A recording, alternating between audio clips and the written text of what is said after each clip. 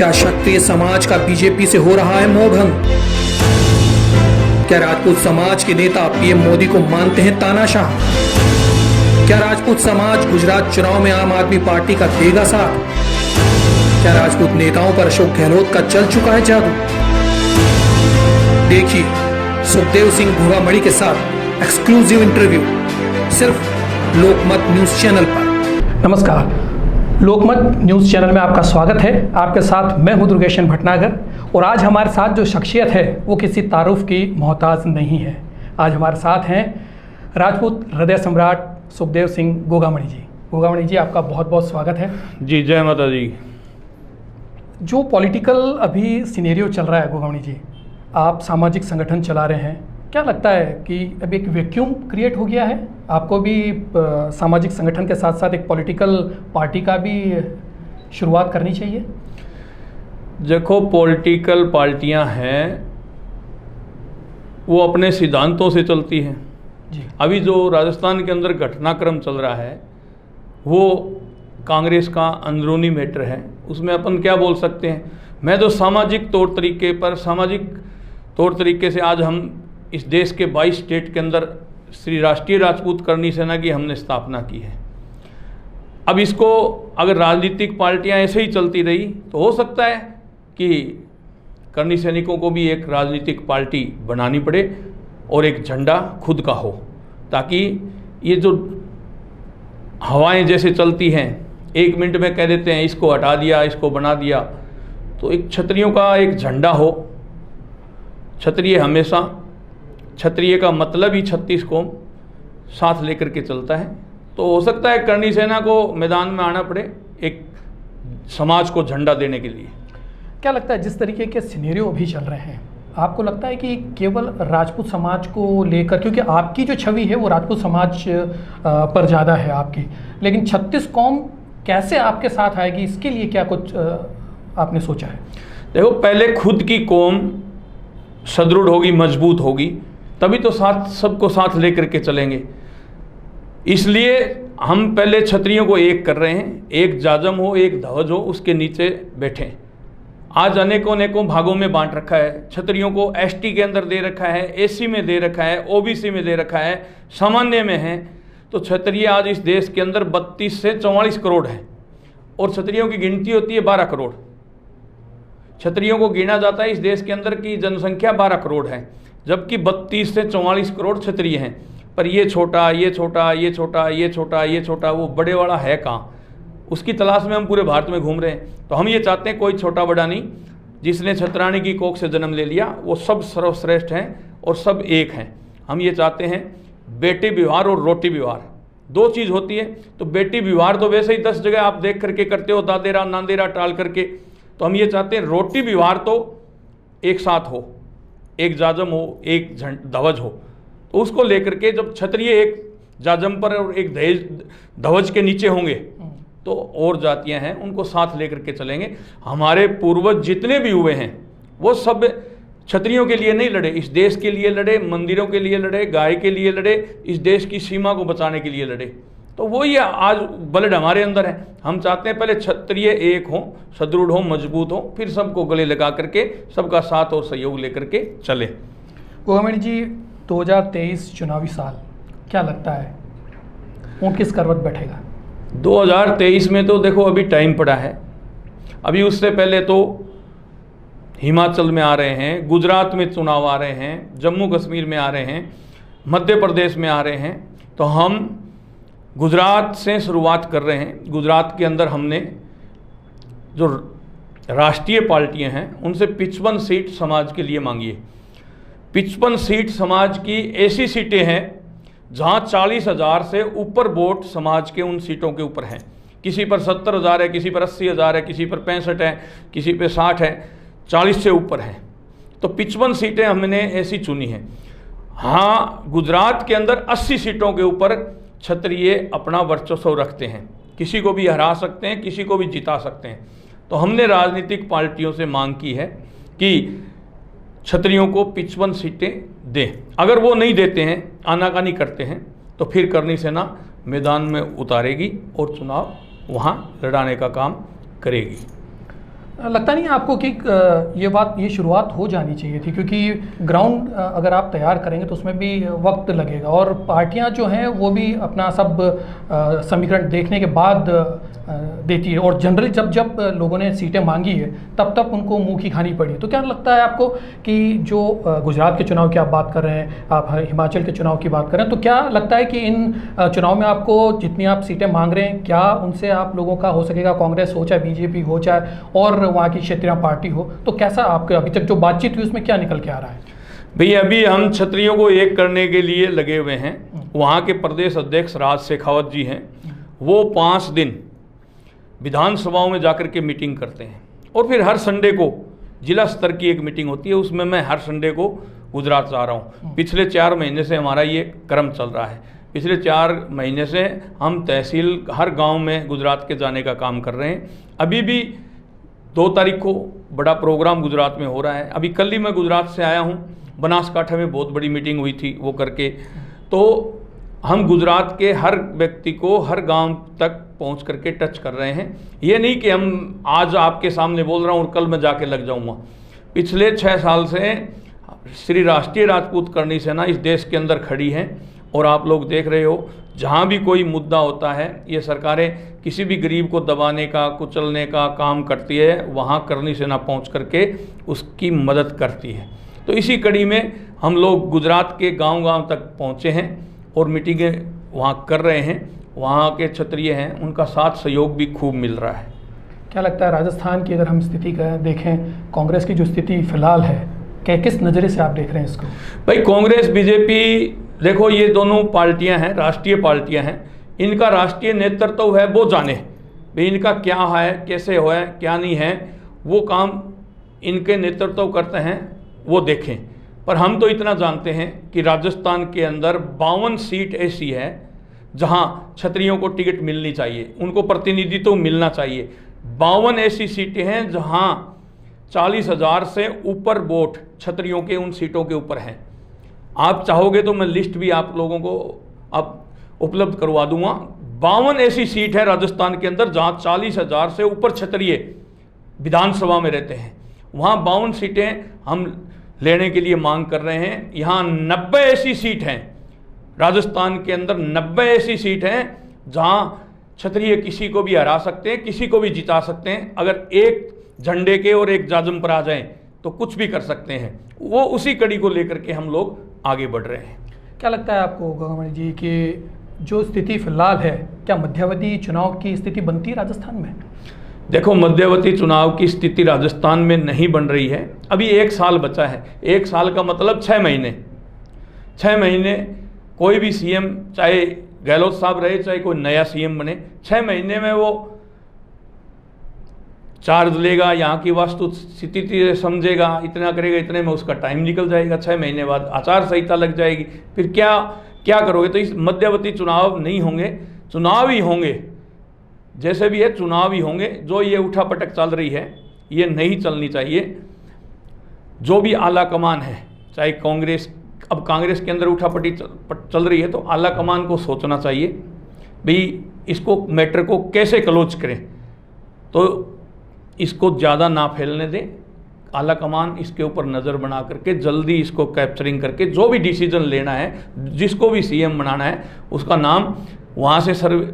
जब आप ये कह रहे हो कि हम आला कमान की बात मानेंगे, तो फिर यहाँ 1 to 1 बात करने का क्या औचित्य है? यहाँ विधायकों की मीटिंग बुलाने का क्या औचित्य है? वहाँ से आला कमान की बात आप मीडिया के सामने आते हो तो कहते हो हम तो आला कमान को मानेंगे, सोनिया गांधी जो कहेगी वो करेंगे। तो सोनिया जी को एक नाम वहाँ से बोल देना चाहिए भाई मैंने इसको सीएम बना दिया। फिर जो उस नाम के साथ रहते हैं या नहीं रहते हैं वो आगे की बात है। एक तो मीडिया के सामने कहते हैं आला कमान के साथ रहेंगे, तो आला कमान की बात मानते हैं या नहीं मानते हैं? तो यहाँ 1 to 1 और करने की जरूरत ही क्या है? जब सब लोग कह रहे हैं हम आला कमान की बात मानेंगे, सोनिया जी के साथ हैं, तो सोनिया जी को वहाँ से एक नाम निकाल देना चाहिए कि मैंने राजस्थान का इसको सीएम बना दिया। फिर पता चल जाएगा कौन आला कमान के साथ है और कौन नहीं है। तो इसमें आला कमान जितनी भी देरी करेगी तो बीजेपी भी इसके अंदर सेध डालने के लिए लगी हुई है। क्या लगता बीजेपी है भी ये चाहती है कि मैं इनके विधायक तोड़ करके हम इनकी सरकार गिरा दें। बीजेपी का कुछ करा धरा है क्या लगता है आपको? बीजेपी तो देखो इन्वॉल्व रहती है, बीजेपी इन्वॉल्व नहीं होती तो आज ये घटनाक्रम राजस्थान में घटता ही नहीं। पहले बीजेपी ने तो 19 विधायकों को ले जा करके मानेसर में बंद किया था, खरीद फरोख्त की बात थी और उनसे खरीदे नहीं गए। वो तो वसुंधरा जी थी, वसुंधरा जी ने 15-10 दिन इनका ड्रामा देखा पूरा, क्या क्या चल रहा है, कौन कौन से होटल में रुका हुआ है, कहाँ गया हुआ है। जब वसुंधरा जी ने लास्ट में कहा अरे किसको आप लोग सीएम बना रहे हो, किसको क्या कर रहे हो, पहले बीजेपी के पूरे विधायक तो गिन लो, आपके पास है क्या। तब जा करके ये इनकी खिचड़ी पकने से पहले ही आंधी उतर गई इनकी। तो मैं आपके माध्यम से इनसे कहना चाहता हूँ, बीजेपी तो देखो इनके अंदर फूट पड़ेगी तो बीजेपी तो इनको फिर खींच लेगी। पहले 19 गए थे, अब हो सकता है 30 चले जाएं। तो बीजेपी तो पूरी नज़र बनाए हुए हैं और बीजेपी के लोग पूरी नज़र से इनके ऊपर बनाए हुए हैं कि कौन बिकने वाला है, किसको खरीदना है, किसको क्या लालच देना है, किसको मंत्री का पद देना है, क्या करना है। पूरी नज़र बीजेपी इन पर बनाई हुई है। कांग्रेस की फूट का फायदा बीजेपी उठा सकती है। एक सबसे बड़ी बात जो है, आप समाज का प्रतिनिधित्व करते हैं, लगातार करते हैं, आप अभी भी आने वाले चुनाव में भी आप सीटों की मांग करें।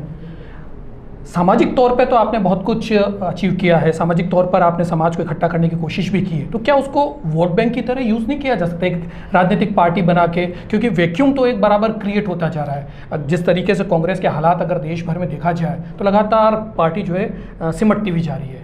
तो कहीं ऐसा नहीं हो कि चाइना जैसी स्थिति बन जाए, वन पार्टी नेशन हो जाए हमारा भी?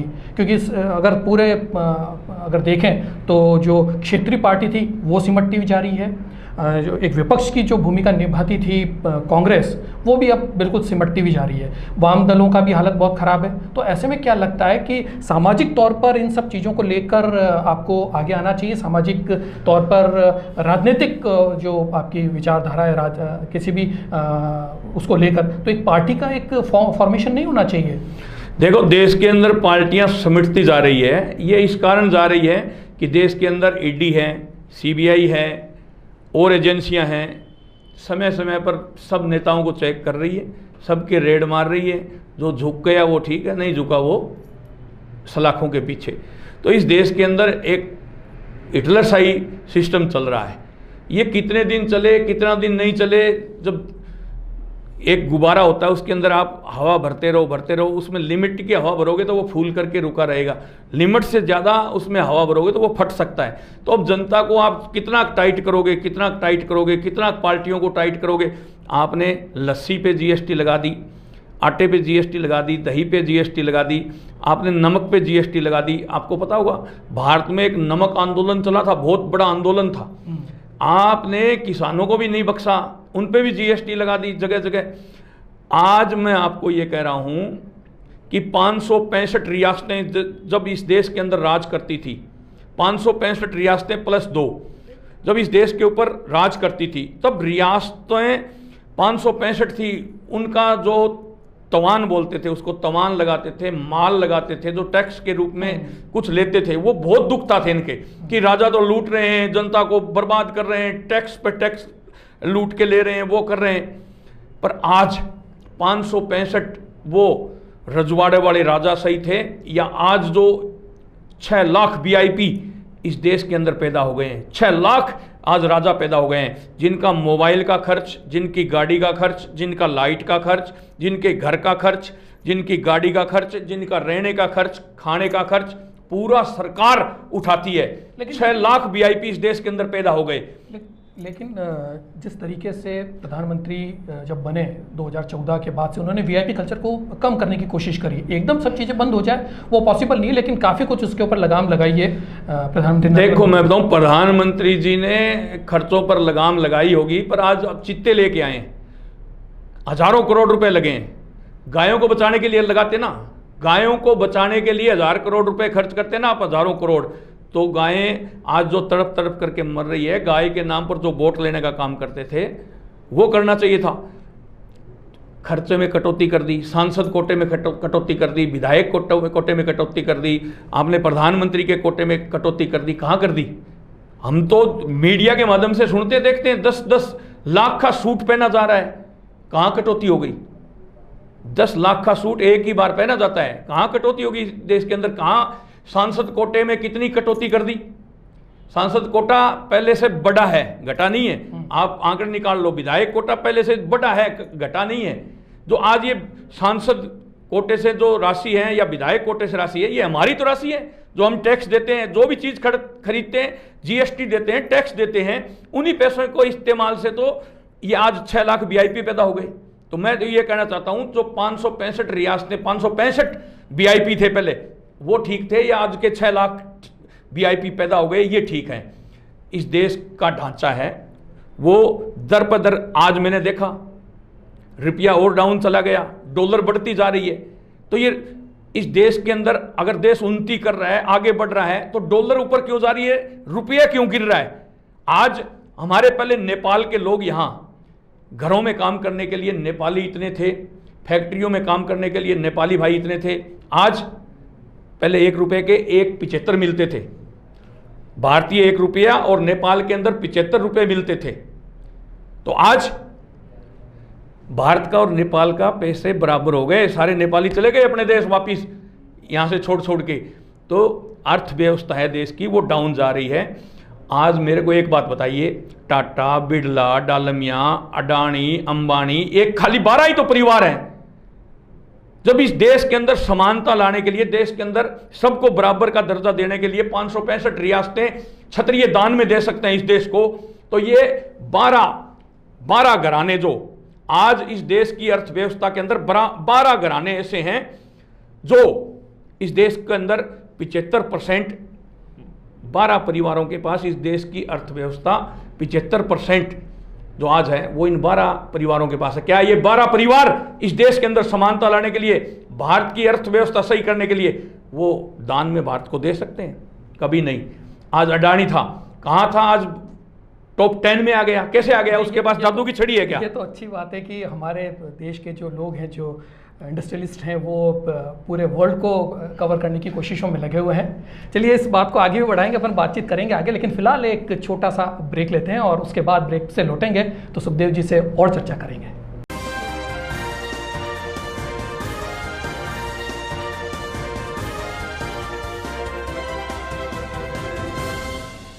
ब्रेक के बाद आपका एक बार फिर स्वागत है। सुखदेव सिंह जी हमारे साथ जुड़े हुए हैं, उनसे कुछ और जानकारी हम लेने की कोशिश करते हैं, क्या कुछ उनके हिसाब से अब आगे चलना है और किस तरीके से, किस रणनीति पे वो आगे काम करना चाहते हैं, क्योंकि सामाजिक तौर पर काफ़ी कुछ एक्टिवनेस वो दिखा रहे हैं। सुखदेव जी, क्या लगता है आपको, आरक्षण के लिए आप लगातार लड़ते रहे, आर्थिक तौर पर किस तरीके से समाज को संबल मिले, क्योंकि इस चीज़ की लगातार कोशिशें समाज में देखने को मिली थी, तो क्या लगता है आर्थिक तौर पर जो आरक्षण दिया गया उसका कोई फ़ायदा समाज को मिल पा रहा है?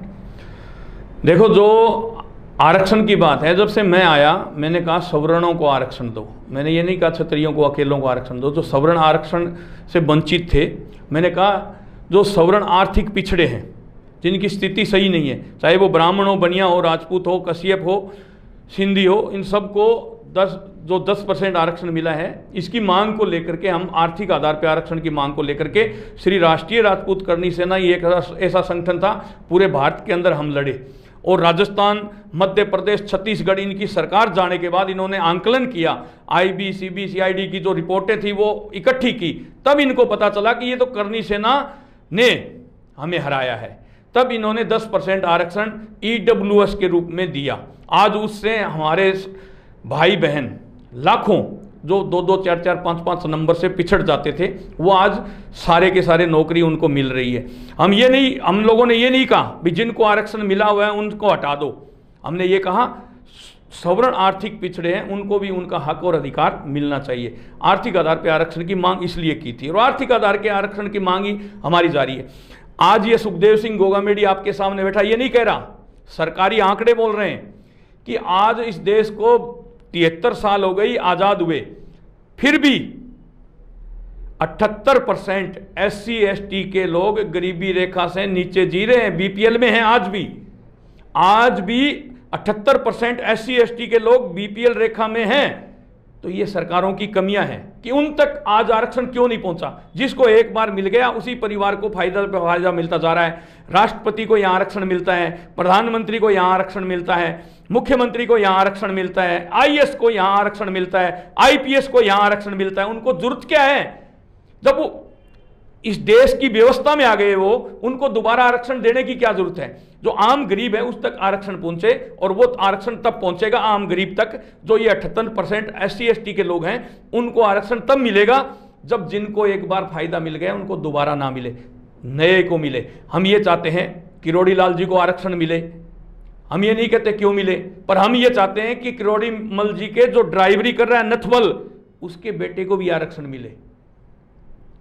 तो क्या लगता है आपको, क्या ये इस मुहिम को आप आगे बढ़ाएंगे? क्योंकि बहुत इंपॉर्टेंट मामला है, क्योंकि जो आरक्षण है वो लगातार हर परिवार में हर एक को मिलता जाता है, नौकरी में उनको मिलता जाता है, प्रमोशन में उनको मिलता जाता है। तो क्या इसके लिए भी कोई आप झंडा बुलंद करने वाले हैं? हम तो कर ही रहे हैं। हम तो 8 जनवरी को भोपाल विधानसभा को घेर रहे हैं, बहुत बड़े स्तर पर घेर रहे हैं। आज तक का हिंदुस्तान में इतना बड़ा प्रदर्शन नहीं होगा जितना 8 जनवरी को भोपाल में होगा। आप देख लेना मीडिया के माध्यम से। पर मैं आप लोगों के माध्यम से ये बताना चाहता हूँ, ये कहना चाहता हूँ कि ये जो जाति का जहर है ये राजनेता घोल रहे हैं और दोष हमें दे रहे हैं। आज जो जाति का जहर घुल रहा है इस देश के अंदर, जाति टुकड़ों में बंट रहे हैं, हिंदू टुकड़ों में बंट रहे हैं, वो किस वजह से बंट रहे हैं? ये सरकार की गलत नीतियों के कारण आज हिंदू टुकड़े टुकड़ों में बंटा हुआ है। हमें हिंदुत्व का पाठ पढ़ाया जाता है। जब हम हिंदू बन गए तो जो हिंदू का पाठ पढ़ाने वाले हैं वो जाकर के मत्था टेक रहे हैं। वो कह रहे हैं मुस्लिम और हिंदुओं का एक ही डीएनए है, मुस्लिम के बगैर हिंदू अधूरा है। तो मेरी समझ से ये बातें परे हैं कि ये इस देश के अंदर हो क्या रहा है। क्या हिंदू इस देश के अंदर वोट डलवाने के लिए बनाया जाता है? बट डीएनए एक है, मुस्लिम के बगैर हिंदू अधूरा है। तो फिर ये लड़ाई किस चीज की लड़ रहे हैं देश के अंदर? क्यों देश के नागरिकों को बेवकूफ बनाया जा रहा है? इस देश के अंदर हिंदू मुस्लिम सिख ईसाई भाई भाई, ये नारा हमने सुना है और उसी नारे को हम भी आगे चाहते हैं कि ये नारा आगे बढ़े। पर हमें चलते चलते ही हिंदू बना दिया जाता है और चलते चलते ही मुस्लिमों का हिंदुओं का डीएनए एक है, मुस्लिमों के बगैर हिंदू अधूरा है। ये डायलॉग्स कहाँ से आ जाते हैं पता नहीं। हम तो ये चाहते हैं हिंदू मुस्लिम सिख ईसाई सब हैं भाई भाई, पर ये बेवकूफ बनाया जाता है बीच बीच में। उसका हम क्या करें? तो करनी सेना के बैनर के नीचे हम तो ये चाहते हैं कि एक हिंदुस्तान हो और एक कानून हो। ये नहीं राजस्थान में अलग, पंजाब में अलग, दिल्ली में अलग, मध्य प्रदेश में अलग, तेलंगाना में अलग। ये अलग अलग कानून स्टेट वाइज अपनी अपनी सुविधाओं के हिसाब से बना रखे। ये नहीं, हम तो ये चाहते हैं। केंद्र सरकार भी इसी और करने की कोशिश कर रही है। कोशिश कर रही है, करो, कोशिश नहीं अल्पमत में थोड़ी है सरकार, अल्पमत में थोड़ी है जो कोशिश कर रही है। अध्यादेश लेकर के आए सेकंडों के हिसाब से, अध्यादेश लेकर के आए सेकंडों के हिसाब से और कर दे घोषणा। तो करनी सेना उसके लिए तैयार है कि हम तैयार हैं। एक भारत एक कानून होना चाहिए। इसीलिए हमारे पूर्वजों ने 565 रियासतें इस देश में ध्यान में दी थी कि देश के अंदर समानता हो। आज राजा हरि सिंह जी को लेकर के जो जम्मू को गुलाब सिंह जी ने खरीदा था पैसे में अंग्रेजों से, उसको आज इन्होंने अलग थलग कर रखा था। हमारी टीम और वहां की युवा सेना ने मिल करके लड़ाइयां लड़ी और आज इनको मजबूर होकर के 23 सितंबर की राजा हरि सिंह जी के नाम से सार्वजनिक छुट्टी, सरकारी छुट्टी की घोषणा इनको करनी पड़ी सरकार को। तो हम तो समय समय पर लड़ते हैं और लड़ते रहेंगे, पर सरकार हाथ पर हाथ धर के बैठी है, ये काम नहीं चलेगा। आज मेरे को एक बात बताओ, आप 45 साल से कांग्रेस में हो, तब आप भ्रष्ट हो, आप रिश्वतखोर हो, आप इस देश को बेचने वाले हो, और जैसे ही आपने आकर के हमारे गले लग गए तो आपको दूध से नहला दिया। आपके सारे पाप नष्ट। इस देश के अंदर चल क्या रहा है? इस देश के अंदर बीजेपी के आज 305 सांसद हैं, उनमें से 178 बीजेपी कांग्रेस छोड़ करके बीजेपी में शामिल हुए हैं। आज जो मौजूदा सांसद हैं वो 178 180 के करीब आंकड़ा बता रहा हूं, जो कांग्रेस छोड़ करके बीजेपी में शामिल हुए। तो सुखदेव जी, आपको लगता है, मतलब आप जहाँ तक आपके विचारों को हम समझ पा रहे हैं, आप मतलब एंटी बीजेपी या बीजेपी की जो अभी नीतियां हैं उनको आप आत्मसात नहीं करना चाह रहे हैं? देखो, हम एंटी बीजेपी नहीं हैं, हम नीति जो गलत देश के लिए लागू होगी उसके खिलाफ हैं। धारा 370 हटाई, हमने जिंदाबाद बोला। राम मंदिर बनवाया सुप्रीम कोर्ट ने, हमने जिंदाबाद बोला। और काम देश के हित के किए, हमने जिंदाबाद बोला। जब 18A लेकर के आए तो हमने मुर्दाबाद बोला। तो ऐसे कानून जो इस देश को तोड़ने का काम करते हैं, इस देश के भाईचारा को खत्म करते हैं, ऐसे कानून ये बनाएंगे, ऐसी गलत नीतियां लेकर के आएंगे, तो हम इनका साथ और सहयोग नहीं देंगे। कांग्रेस गलत थी तो हम कांग्रेस मुर्दाबाद बोलते थे, बीजेपी गलत है तो हम बीजेपी मुर्दाबाद बोलते हैं। हम ये कहते हैं जो इस देश के लिए, जो इस देश की अखंडता के लिए, इस देश की एकजुटता के लिए आप आइए, लड़िए, हम आपके साथ हैं। अगर क्षत्रिय बीजेपी के खिलाफ होते, अगर राजपूत बीजेपी के खिलाफ होते, तो आज बीजेपी जहां है वहां नहीं होती। राजपूतों ने, क्षत्रियों ने ही बीजेपी का बीज बोया और उसको सींच करके पेड़ बनाया। जब आज फल लग रहे हैं ना, तो राजपूतों को अलग कर दिया गया। केंद्र के अंदर कितने क्षत्रिय तो हैं जिनको उन्होंने मंत्री बनाया। गुस्सा है आप में, बीजेपी के खिलाफ वो गुस्सा है। तो बीजेपी के खिलाफ गुस्सा इसलिए है ना कि बीजेपी गोदी वाले की आस छोड़ के पेट वाले की आस कर रहे हैं। गोदी वाले को पटक करके पेट वाले की आस कर रहे हैं। अरे जो बीजेपी का मूल वोट बैंक क्षत्रिय था, आज क्षत्रियों की इस देश के अंदर अनदेखी हो रही है। तो क्यों नहीं हम बीजेपी का विरोध करें? हम किसी पार्टी के गुलाम नहीं हैं, हम नीतियों के साथ चलते हैं। और क्षत्रियों का बीजेपी गले लगाए, हम बीजेपी जिंदाबाद बोलेंगे, पर क्षत्रियों की अनदेखी हो रही है। अब एक सीएम बचा है योगी, उत्तर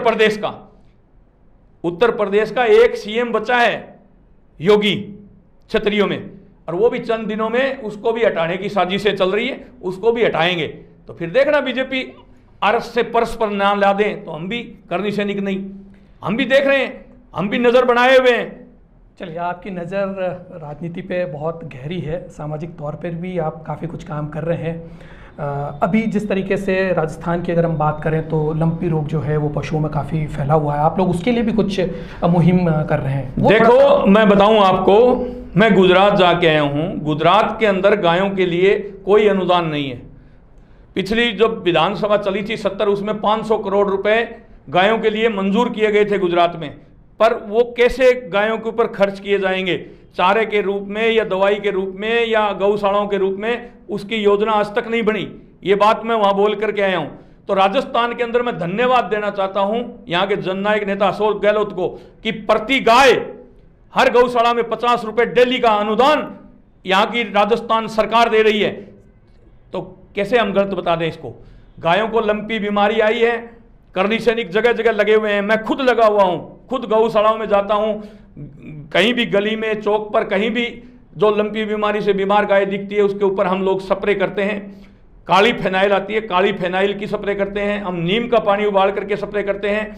हम गाय को वैक्सीन के रूप में जो लड्डू बना रखे हैं वो खिलाने का काम करते हैं।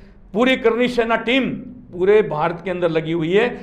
राजस्थान के अंदर ये सरकारों की उठक पटक हो रही है, तो सरकार थोड़ा कम ध्यान दे रही है। आपके माध्यम से मैं कहना चाहता हूं कि गहलोत साहब, गायों को बचाइए, आपकी कुर्सी को कोई हिलाने वाला नहीं। गाय वो ताकत है, गाय में वो ताकत है जहां 33 कोटि देवी देवताओं का वास होता है।